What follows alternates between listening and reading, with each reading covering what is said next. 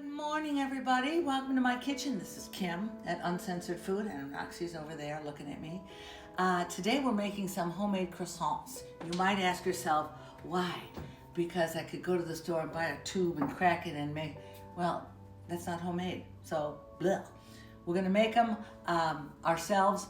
And here's all you have to do. You put all these ingredients, look down, this is what goes in there. And after you make this ball of dough, you put it in your fridge overnight. And all the gluten has to become gluten and the schnoodle has to be intensified. I don't fucking know why, science.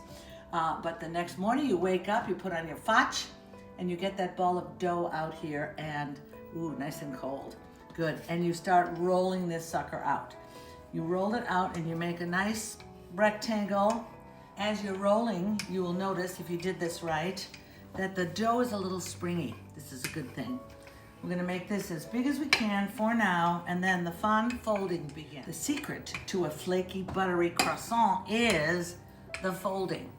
So the more you fold, the more times you fold, the flakier it's gonna be. I'm gonna end up folding this sucker, I don't know, 15 times. Once you get it to about here, you take 2 sticks of butter with salt. Don't be a fool. Now we're gonna roll that down until we have a square big enough to fill this surface. This is how you do it. You happen to be ticked off at your husband at the time? Swell. Once you get that started, just keep flipping it over and make it work for you. You have to work kind of quickly because, you know, butter melts. So keep doing that. Parchment paper keeps slipping away from you. Lean on it with your tummy. And then you can pull and push and you have better control over the butter. But again, you gotta work fast. The butter melts. That's science too. This is 2 lovely sticks of butter rolled out. And now that gets placed, oops, on top of this beautiful piece of pastry, which is delish. Ooh, garbage guys are here. And roll that parchment paper back. Oy, oy, oy. Shit. Well, I worked a little too slow and the butter got stuck. More delicious. This is one of the best tools you'll ever buy. Oy, oy, oy. Well, what would one of my videos be if I didn't fuck something up? Okay, not as gorgeous as I had hoped, but it doesn't matter. Now you take your dough and you start folding. And fold it from top to bottom. Bada boom. See this? Oop, get in there. And then end to end. This is fold number 1. I'm gonna do a little rolling on this just to seal the edges a little bit. Then this is going into the refrigerator for about 20 minutes to let the gluten glutify, or whatever the fuck gluten does. It makes things better. Okay, so that's all you gotta do there. You know it did. All right, get a piece of saran and just get this in the refrigerator to cool up. You saw how that butter kind of disintegrated, so that's why you gotta work quickly. I'll see you in 20 minutes. Get it as square as you can, as thin as you can, without breaking anything. Flip it and do it again, and then fold. So, this will be the second fold. Here we go. Side to side. Kind of overlap a little. That's all good. Come on, baby. And then, this is gonna be a fat one. Fold it in. Fold it in. Here we go.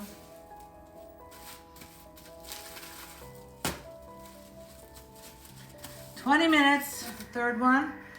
After this time of putting it in the fridge for 20 minutes, I'm not gonna do that anymore. I'm gonna roll this out, fold it, roll it, fold it, till I get about 20 folds in there. And then we'll finish them up. Each time you fold this like that, these is layers. So we folded it 4 times, and each time we fold and each time we roll it out, that's like 8 Math is hard. Anyway, we're gonna get more than 20 layers of pastry and butter in here. My point is, it's gonna be flaky as fuck. So good. Again, I accidentally didn't hit the record button, whatever.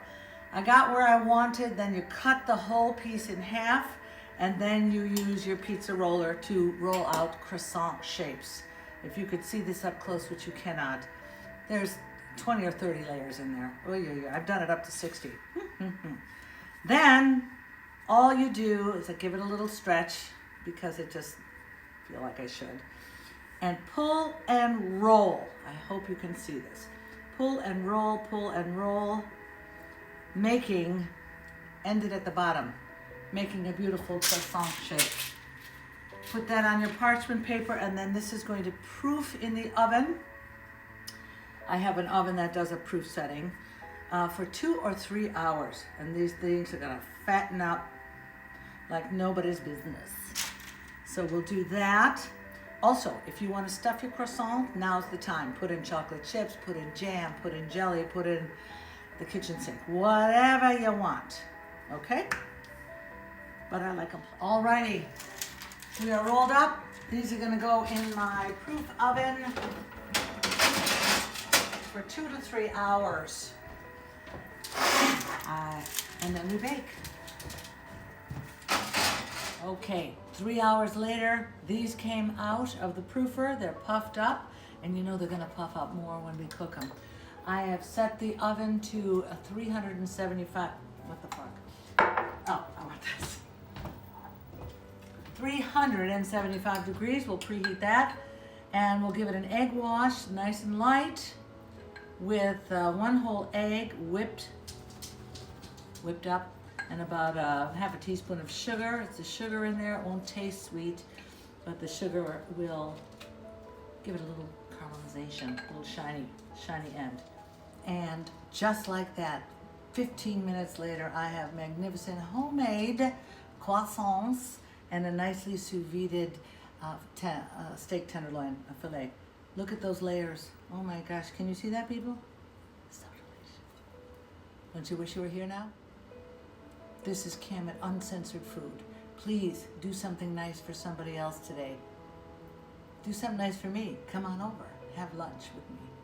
Bye-bye.